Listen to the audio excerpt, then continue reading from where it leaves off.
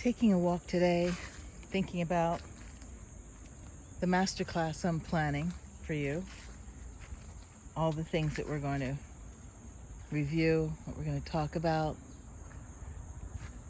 So I come here, one of my favorite sit spots, and just kind of hang out with the air and the water and the trees, and reflect, right?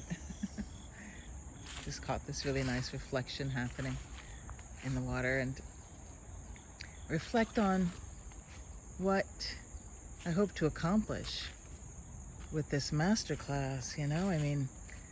I just want to be sure to say all the right things and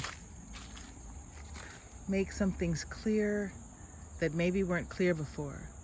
Like what I actually mean when I say nature as lover.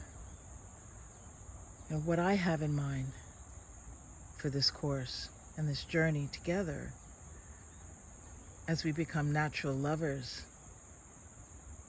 celebrating the human and more than human world. More updates to come.